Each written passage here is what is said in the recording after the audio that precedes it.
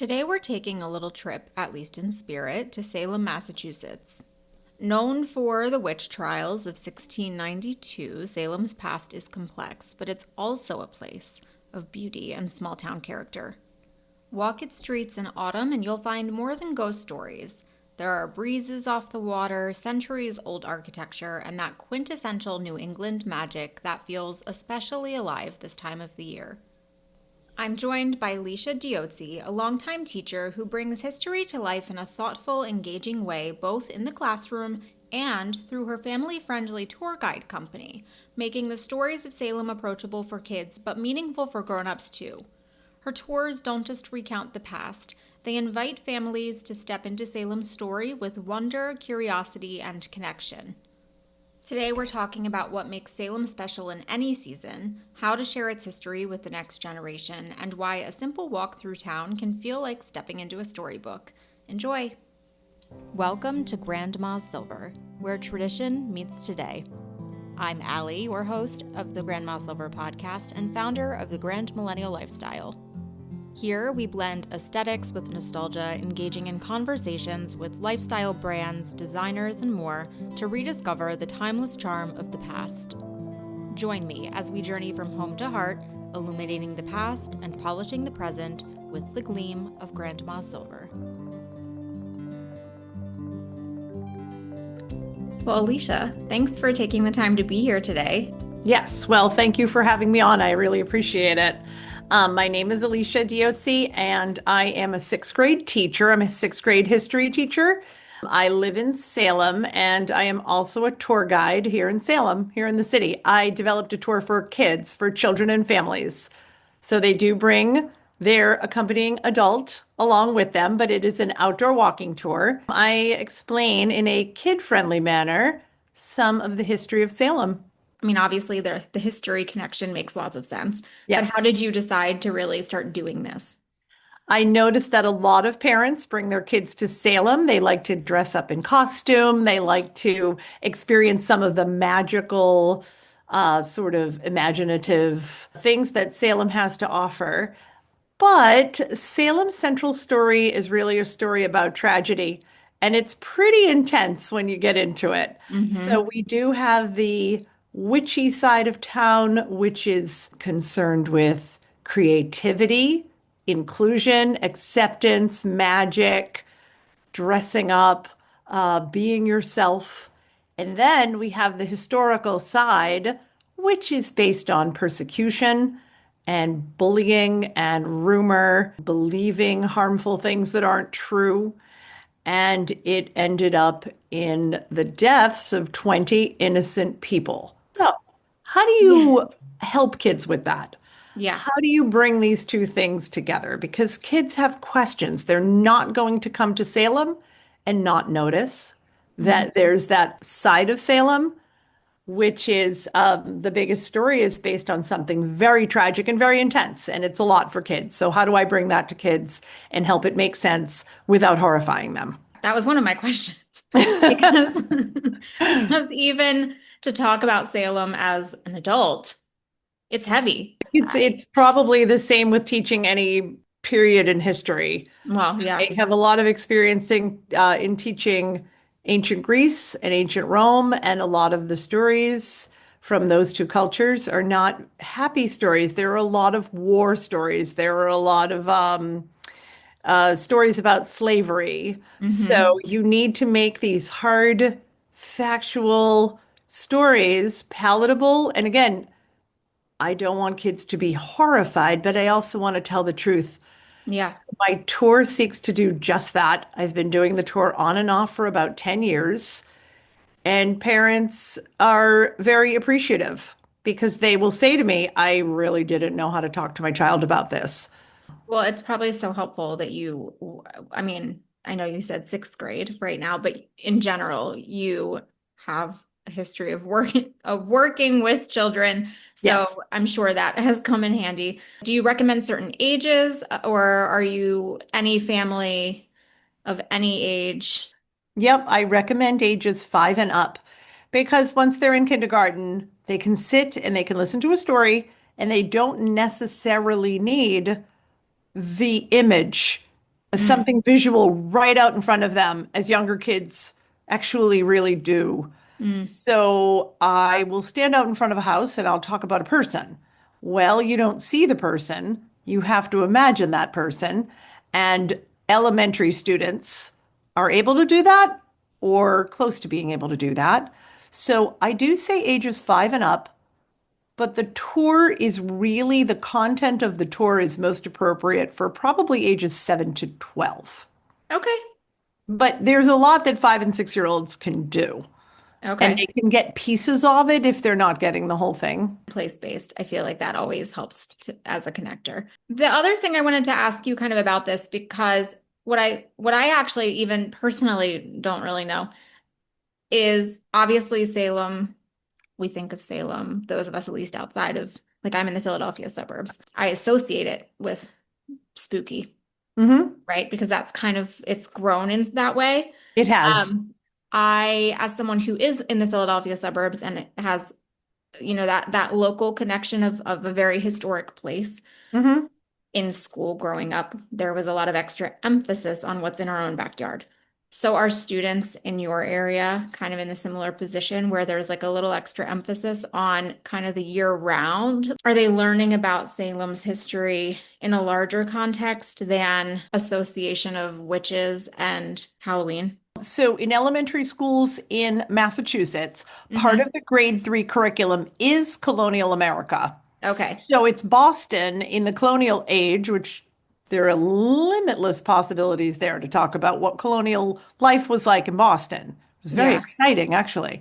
I think I haven't taken a deep dive into third grade textbooks that they're using here in Massachusetts, but I think that when they do mention Salem, they are saying that a very strange thing happened in 1692 where people were accused of witchcraft. So it's the Boston area in general where they'd be talking about daily life in colonial times. They'd be talking about some of the run up to the revolution, probably not in 1692, but Hmm. soon enough. Now, here's another question. Did a lot of this happen in the fall, or are we associating it with the fall because it's witchcraft? I love your question. The Salem witch trials started because a group of young girls started acting very strange. And even in the modern world, we still don't know exactly what was going on with these girls. They started claiming to see things that weren't there. They were rolling around on the ground. They were screaming. They were complaining of being hurt. Some unseen force was hurting them. And that actually started in February. So Okay, so that's what no I to the was autumn wondering. vibes. No, leaves Yeah. were not falling. So I think that it starting in February had something to do with food shortage because by February you actually started to think about, will this food last? Will the food that we put in storage for the winter actually last us till we can start growing and gathering food again? Hmm. There's a lot of stress around that. It had been a really long winter. It had been a long, hard winter. Kids are cooped up. There's really nothing for them to do. Their imaginations may be running wild. They're worried. They're stressed. They're getting a lot of stress from the adults. Adults are having conflicts. Everything was claustrophobic. Hmm. Families lived in one room, two rooms. People were kind of packed in with one another. I think the pressure must have been enormous by the end of winter.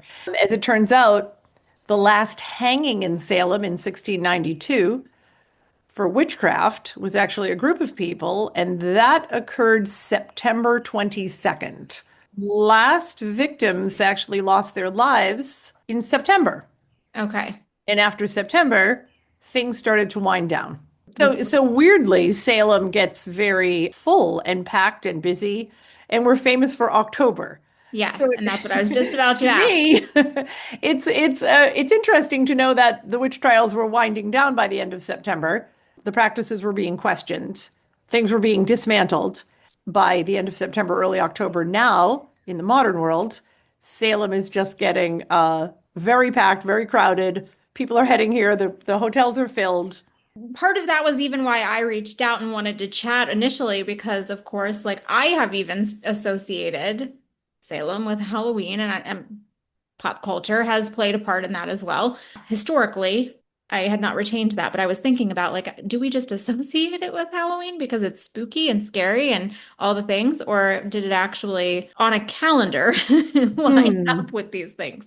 Did not line up. I Okay. love the question because a lot of people, I'm sure, I know that a lot of people are thinking, oh, the witch trials must have been during the spooky season. Yeah. No, we've created that.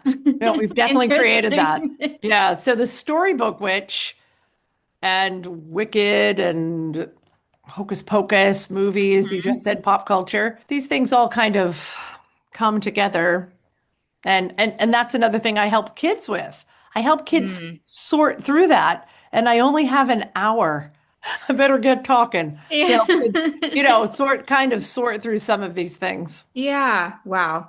And I'm sure, and they have a lot of questions a lot of the Yep, time, I'm sure. they sure do. Could we talk a little bit about, before we dive into the fun, the autumnal feel of it all, could we talk a little bit about Salem in general? What's special about it? I've never been, but it looks like it's just this lovely small town. Mhm. I actually was so embarrassed to not know that it was super close to the water. The first thing that occurred to me is its position on the water, Okay. which has nothing to do with witches. It just has to do Yeah. with it is a beautiful coastal town. It's everything that you just said. So the possibilities for going out on the water in season when it's warm, of course. I mean, we can kayak, paddleboard, do a whale watch. We've got a historic ship in the harbor called the Friendship. It's a replica. We do have people who do excursions with visitors out on the water. So the water, even ignoring all the witch stuff, being on the water is great. But to me, some of the sort of modern reactions or the modern answer to our history, our tough history of persecuting people for nothing, Yeah. is that we are a city that is explicitly and actively accepting of different ways of being in the world. Very LGBTQIA, very friendly. If people want to dress the way they want to dress, that is fine. People are wearing costumes in the off season, or Wow. maybe that's just the way they want to dress. Yeah. So we've almost even put aside the idea of costume. Mm-hmm. You dress the way you dress. You put on clothes, they make you feel good. And Mm-hmm. if you're dressed as King Henry VIII, or if you're dressed as, I don't know, a vampire, it's all good. People don't really give anybody a second glance. We get a lot of questions from visitors about costumes. What can I wear? What can I, will I get weird looks? Nope. You will not get any weird looks. You can go full out. You can go full out with a costume. You're either going to be ignored or you're going to get a compliment. Yeah. No one's going to give you a strange look in Salem or say, why are you dressed that way? There are pirates walking around. What I love is the freedom of expression. And then we welcome all different kinds of creative people with creative ideas about the way they want to look. Mm-hmm. So we're really, really a mecca for people who just want to live their lives and be creative. It's very freeing. It's very freeing to be in a place that's so accepting. Absolutely. Yeah, and as a small town, we are 8 square miles and we have about 42,000 people. So Wow. what happens is we all know each other. This has nothing to do with witchcraft. It just has to do with how cool people are here. And we've got a Mm-hmm. real small town feel. We're a Yeah. city, we're close enough to Boston. There's lots of things going on all year round, concerts, there's live music, there are outdoor events, outdoor activities. We have a farmers market. The litmus test is if I won millions of dollars in the lottery, would I still maintain a house in Salem? And that answer is yes. Are you from, or did you move? So I grew up 5 miles outside of Boston, so really Okay. actually close. I did want to stay in the Boston area, and I just found a historic home that was a good price. This was a while ago. Now Salem's really expensive, but I think everywhere. Yeah. when I bought my house, it was a little more reasonable for somebody to buy a house. So I bought my house about 25 years ago. Let's talk about fall for a second. Again, Okay. we can take some of the spooky out of it because Mhm. there is, from what I've heard anyway, quite a lot to embrace because Massachusetts in general, I mean, in the fall is stunning. So could we talk a little bit about kind of the ambiance or some of the things that people might enjoy, even if they wanted to visit Salem sans heavy interest in the spooky stuff. Well, like all of New England, it's about the leaves, the foliage, the very cool breezes, beautiful evenings. The air is, I had a friend who suffered from allergies and told me that October was the only month where she could freely breathe. So there's this idea about fresh air and apple cider. We have hot summers. It's starting to get cooler, sweater weather, as they say. And yeah, it's nice. So after, well, we're so witchy here in October. Well, yeah. It's hard to see beyond, but we're very handy to the Green Mountains of Vermont is just a quick drive. New Hampshire, where there are actual Massachusetts has mountains, but we're not Vermont. So it's handy to hop in the car and go to New Hampshire, Vermont, Maine, and then see some of the beautiful fall foliage and get that maple syrup and drink the cider, hot chocolate, Yeah. that all of that iconic fall stuff. Salem's just so different because you can't drop off or pick up your dry cleaning for the month of October. We locals cannot use the restaurants. We would never go out. We don't really go downtown. There's nothing for the locals to do downtown because the visitors are packing everything. So Yeah. I mean, believe me, I'm not complaining, just saying the way it is. It's fine. Yeah. Um, there was a costume shop in Salem a few years ago. They said they did 80% of their year in October alone. And I know that some of I mean, definitely my busiest month Yeah. by far is October. October. It's when, if you are a provider, if you are providing something for visitors to do, it Hmm. is where it's where you make your major amount of money because if you think I'm doing walking tours in January, February, and March, I'm not. So there are a lot of businesses that can't, I mean, I can't operate in the winter. It's not safe, it's not pleasant. So Yeah. I don't operate in the winter. So you Okay. have to, I mean, Fair. it's a year-round business as far as expenses, like all businesses, Yeah. but you do have to make sure that you make some money in October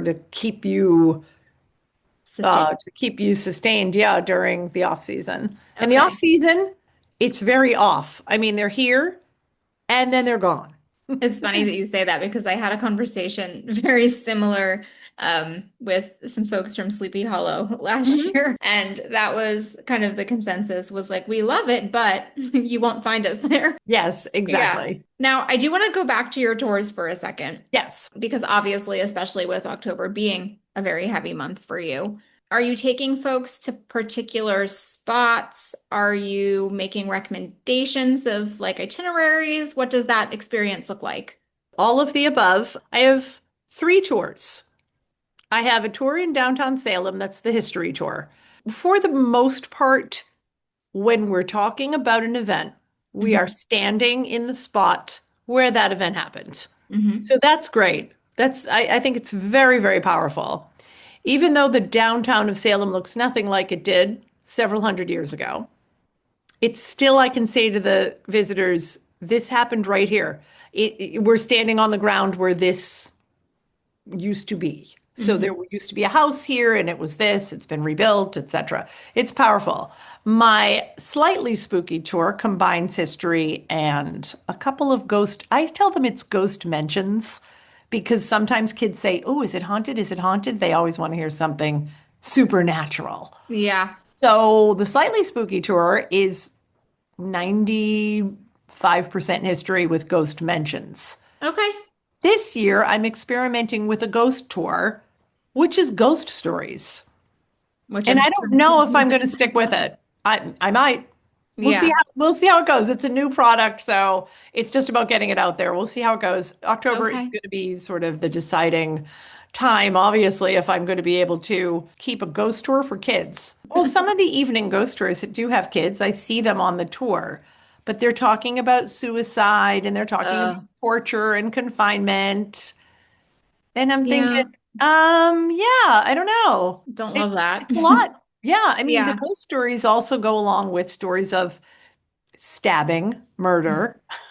I'm Yeah. saying, okay, that's a lot. They're ghosts for a reason. Yeah. Exactly. Yeah. But I will say, oh, this person passed away in the house and they say the ghost is still up there. My ghosts are not threatening, menacing ghosts. Yeah. They just happen to be there floating around. So for me, that's a kid's ghost story. A kid's ghost story is when a ghost is there. Sometimes we hear the piano music playing, but there's no piano there. What could it be? So it's mysterious. Hmm. It's not some raving lunatic who's menacing people from the great beyond. Much more approachable. Exactly. For the evening ghost tours, they say they're for all ages, but I mean I think some of the visitors want the intensity. They want something gory. They want Yeah. murder and suspense. But we don't try to, we avoid it with kids. There's a ghost, but the ghost is a pretty chill ghost. They're just turning lights on and off. That's pretty much all they're doing. We don't need a Dateline episode for Yeah, this. no, they didn't murder anybody. They're just a Yeah. ghost. They died in the house and they're floating around. That's all there is to Yeah, no, I appreciate that. it. Now, you mentioned how kids often will ask, like, oh, is it haunted? We talked earlier about how kids generally have lots of questions. So, Yes. do you ever get questions, observations, or things from kids on the tours that surprise you or that are somewhat unexpected or like just those interactions? Yes, all the time. I do have a sterling silver spoon that I let the kids pass around. Okay. It's not a replica. It is a true artifact from the past. Kids love it. They want to take a picture of it. It's just a very popular item, basically because it's an old item and I'm letting them handle it. So I was getting to the last couple of stops on a tour and we were entering a cemetery. And one of the kids said to me, "Hey, can I borrow your spoon so that we can dig somebody up?" Oh. Okay, so that was probably one of the most outstanding questions Oh my I gosh. ever got on a tour. I also had a really, really little guy on my tour. And again, we're approaching a cemetery. And he said to me, "I'm my grandfather." I said, "I'm sorry, dear, come again. What is that?" "I'm my grandfather." Now, my grandfather went into a cemetery and he died. And I'm him. And he was buried. And I'm him. And I was born, but I'm him. Oh And my God. mom said, now this kid's no more than 4 years old. He's a little young for my tour. Yeah. But mom said, he's been telling me this since he could talk. Wow. I know. Wow. And I said, okay, that is like a bonus story on my tour. Thanks for coming. Yeah. So, yeah, kids are awesome. They're unpredictable, they're unfiltered. And sometimes they'll just bust out with wanting to dig up a dead body or saying that they're a reincarnation story. Or, man, I sometimes have kids just sort of busting out with their interesting ways, their observations. They keep me hopping.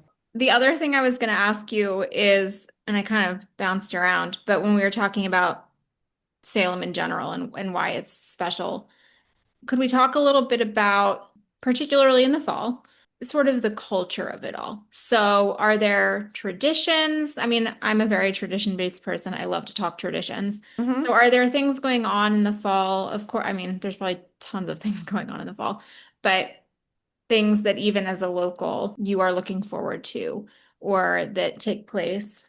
Yeah, I mean, even before I had my tour, I really enjoyed Salem at Halloween. I mean, I guess you need to enjoy crowds, so you need to plan for extra time or you won't be able to Mm. park and that sort of thing. But one of the traditions, now I raised a kiddo here in Salem. We moved into this house when he was 9 months old. So there are a lot of things that he really held dear. We attend the first church in Salem, which was founded in 1629 by the very same people who did the witch trials. We had a lot of very cool traditions in the church. We have a wonderful organ. Our organist would play Phantom of the Opera. He played things from Harry Potter. The kids all got dressed up, and this is a church. Yeah. So we are far from the Puritan origins of our church, where, of course, you sit still and stare while the preacher tells you you're sinful for 3 hours. So we had some great traditions at church. Any kid in Salem has many, many opportunities to dress up. So if you want to dress up throughout the Mm. month, we have a Yeah. month-long Halloween, so most kids just have the one night, but here in Salem, kids need a wardrobe of costumes so they can go to all the things. There's a Haunted Happenings kickoff parade, which is always the first Thursday in October here in Salem, and all the school children march with their school. And some schools go really into it and they build a float. That's a lot of fun. Now, I hope So my kiddo's 25 years old, and I hope he's living in Boston, that he has some great memories. I don't think you know you're in Salem like a fish doesn't know it's in water. People will say to him, "Oh, you grew up in Salem? Oh, that must have been so much fun." And my son says, "Oh, I guess." I think kids in Salem just think this is normal. Um, Yeah. yeah, it's just normal. It's normal to have a wardrobe of Halloween costumes. It's normal to go to 17 parties. You didn't trick or treat every night? Yeah, exactly. Oh, it's really funny. By the time actual Halloween rolls around, a lot of kids in Salem have had enough. And my son was not super enthused about trick-or-treating. He could kind of take it or leave it. He's already been, they have the businesses trick-or-treat. There's trick-or-treating with the mayor. These are a lot of our traditions. So the Yeah. mayor takes the kids out trick-or-treating and they trick-or-treat with the stores. We have a lot of visitors coming for trick-or-treating in Salem, even though there's nothing particularly special about trick-or-treating in Salem. The kids here have already been trick-or-treating several times. We'll just let the visitors have the candy now. I'm also a foodie. So are there things that come out during the fall? We've got lobster rolls and clam rolls, etc., going on all year. That's more of a summer tradition for New England, as everyone's Yeah. here to eat clams. And honestly, the first thing that popped into my mind when you said something that comes out in the fall is actually seasonal cocktails that people are getting into the pumpkin spice everything. So Yeah. they'll pumpkin spice every cocktail that exists. So that there's definitely a pumpkin spice thing going on. They'll make cocktails with cider. I really think that the big switchover, this is going to sound crazy, but I think the biggest switchover in the restaurant world is the cocktails. So we go into Yeah. smoky cider, rum, who knows? And especially with it being touristy, it gives that nightlife kind of feel. And yeah, so Yeah, I I mean, can I see think that. as far as switching over food, I may be wrong. I probably am, but nothing really particular springs to mind that we haven't already been doing. And the chowder goes from being in a bowl to going into a bread bowl. That's what I can think of in the fall. When it gets cold, everyone Yep. wants to eat it out of a bread bowl. Maybe for some chowder eaters, it's a tremendous change. Extra carbs. I mean, desserts, cocktails, everything goes pumpkin spice. I'm bouncing all over the place. Sorry. But going off of the visitor experience Mhm. again, we can talk about autumn, but feel free to make recommendations outside of this particular season. Anything that you tell people they need to do? Yes, I do itinerary planning with visitors. One of the things I think is missed by families is the House of the Seven Gables. And Okay. I'll tell them that is a really good visit. It's not the thing that's top of mind when you have an 8-year-old, 9-year-old kid, but I like the House of the Seven Gables for kids. So I do tell people that that is a great thing to do. Salem has grown, so there are more options. It used to be that I was hard pressed to think of a full day, I guess, with an Hmm. 8-year-old. We have a new-ish museum called the Real Pirates of Salem. I'm going to give a shout out to my friends over at the Pirates, and they have actual artifacts from a pirate shipwreck. Oh, neat. That's amazing. It's absolutely amazing. I am going in for artifacts. I think kids should really see the real thing. They don't have to look at a plastic replica. I think Yep. it's really powerful to look at things that people touched, people held. I think it's really intimate. This is real pirate treasure. This is really what these guys were going after. This is why a pirate is a pirate. Yeah. Unfortunately, they had a terrible shipwreck. All of that, I think, is really compelling for kids. It gets them away from the witches because now they're talking about pirates.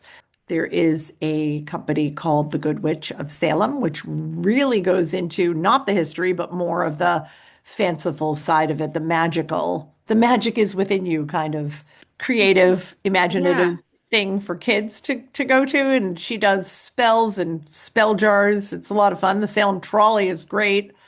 Salem Trolley is a fun ride for kids. Peabody Essex Museum, again, I think it looks a little cold for kids, but Peabody Essex Museum has a great children's area. That's a big museum. I'm going to ask just really quickly because I'm not familiar with the House of the Seven Gables. Seven Gables, yeah. So what is that? Ah, well, thank you for asking. It is a historic home. It's 17th century. Our most famous person, author Nathaniel Hawthorne, wrote The House of the Seven Gables after the actual house. So it's still standing. It's a book. It's a movie.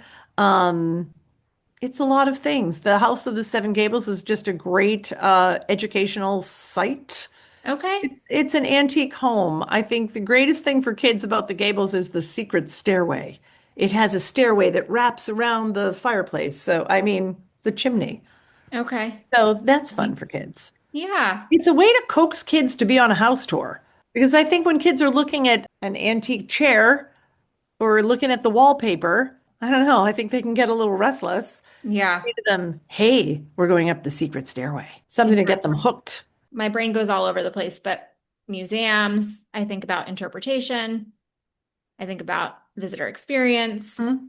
So while you are not a museum, obviously, but you lead tours and you connect folks to history, what is it that you hope families are walking away from?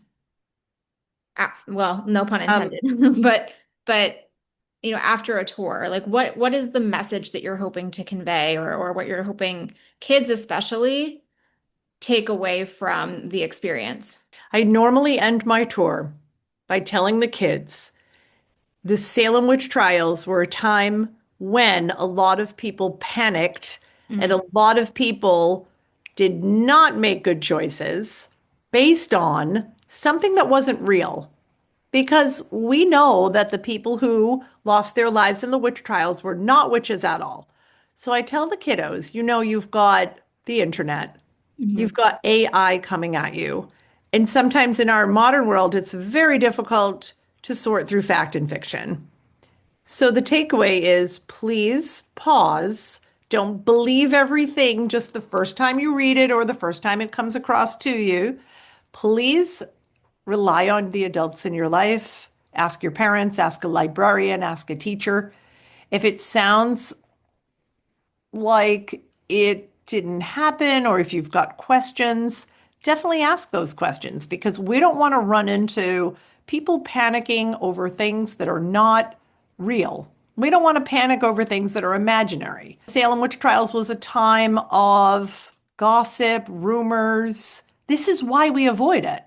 Yeah. We always tell kids, we don't talk behind people's back and all that. But this is an example of that kind of thing that really got out of hand. So I say to the kids, it got out of hand because people were gossiping, people were spreading rumors, people were saying things that were not real, they were not double checking. We had a loss of trust. This is the result of that. So we don't want things like this to happen. Yeah, well, I love that you're able to relate it back to a real life lesson that they Yes. can also take with, Yes. And I you know know. parents are listening, and parents are going to say, remember, I hope they do. I hope they Yeah. say, remember that we're trying not to, you know, get panicky about stuff we don't have to panic over. So it Yeah. really is about what do people in the past do that I can understand from my own limited kid experience. You're hitting on something really important, which is that because especially like if we talk about school subjects, right? Hmm. A lot of there are children who will say, I love history, the same way that some will say, I love math, and then others will say, I hate this, I hate. Correct. So, but I love what you're naming, which is that when you get someone to with something in a different way that actually allows them to connect with it, Hmm. that they might realize that they liked it all along. Do I you? haven't met a kid yet that doesn't want to hear a story. And often history is taught as a list of facts. I mean, history is almost taught in bullet points, but I tell Yeah. it as a story. It sounds like Salem has a lot of family-friendly options, Hmm. but I know that there's also just the content of it all. There is a lot of adult-centric probably focus maybe. So, and I could be very off base there, but do you feel like there's a healthy balance? I do. I think there's a healthy balance now. When I first started the tour, this is why I started the tour, because I didn't Mm, think there was a real healthy balance. There wasn't a lot for kids to do that yeah, wasn't too scary. It's just scary and intense. And I think that's initially, I think that's what we were going for. right. And there's nothing wrong with it. I am not knocking a really, really scary ghost tour. It's fine, but maybe, I mean, of course, parents know their kids, and maybe your kid isn't going to like that, or they're not ready, or maybe they'll never really like that. Did you want to tell people how they can find you? Yes, I think that the easiest way is through my website, which is salemkidstours.com. And then I have a calendar of open dates. People are welcome to email me, ask me questions. Parents always want to know where they can go to eat, or I do have a restaurant guide that I have on the website that people can sign up and get. And I'll also make sure to go through and put a lot of those links and things in the show notes so that folks can access all of it. Thank you very, Thank very you. much for taking the time to chat today. I Um, appreciate your having me on. This has been great. Wonderful. Well, thank you very, very much.